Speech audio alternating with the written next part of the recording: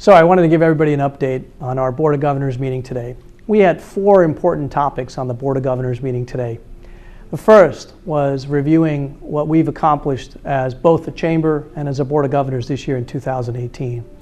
I don't want to spoil it too much because you're going to be getting an end-of-year video message from me in the very near future that explains all the great things that we together as an ACCJ have accomplished this year. So stay tuned for that. The second important point related to this was the board also spent some time thinking about what should our objectives and key initiatives be for next year.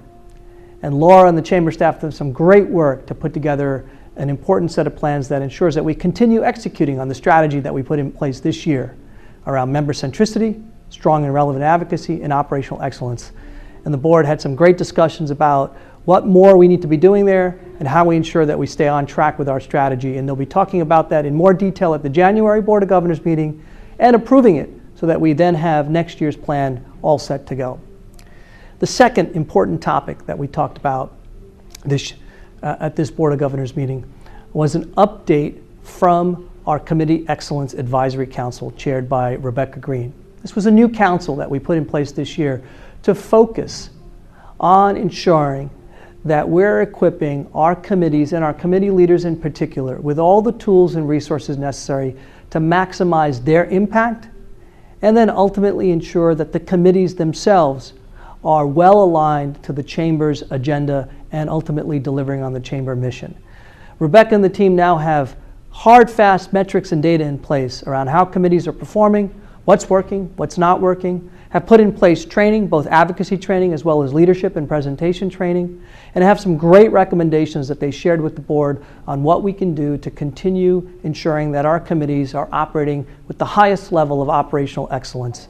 And there are several recommendations added to this that Rebecca now has the board's full support to go out and implement. So for those of you that are committee leaders out there, expect to hear from her soon on some of these takeaways. The third topic that we talked about, very important topic in that we are now implementing on our membership value proposition.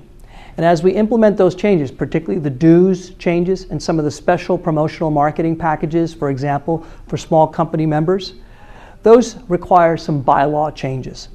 The corresponding bylaw changes to those, particularly around dues and membership categories, those were reviewed in detail at the board today. The board approved these additional bylaw changes in order to ensure that we can continue implementing the membership value proposition that we committed to coming out of the October Board of Governors meeting. And the final and most important update, because it's so relevant to our core mission of relevant and strong advocacy, was an update from Chris LaFleur and Laura Younger, who are currently in Washington, D.C., where Chris just finished testifying to the U.S. Trade Representative's Office on our input to the trading negotiation objectives that the USTR is currently working on right now. This was obviously an important event for us. It's the first time in recent history that the Chamber has gone to Washington, D.C. to testify in a hearing that represents the collective voices of all of our member companies here in Japan and really positions us once again very uniquely as a chamber that's on the ground and has a much better sense of things because we're on the ground. I have to tell you, I think Chris in particular did a fantastic job and will be sharing both his actual testimony statement as well as what all the other statements were that were provided by various other organizations that testified there today to our Board of Governors and to our Leadership Forum members and to all members so that you are all up to speed on this important opportunity for us, which we expect will begin to get underway in earnest between the U.S. and Japanese governments sometime early next year.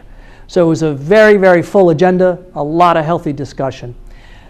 Last but not least, a very important thing we do at the December Board of Governors meeting every year is to recognize our outgoing Board of Governors members.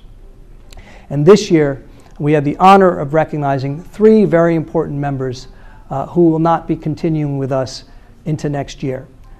Amy Jackson, Jonathan Kushner, and Megumi Tsukamoto. All 3 of them have done fantastic work during their time on both the ExCom and or the Board of Governors here.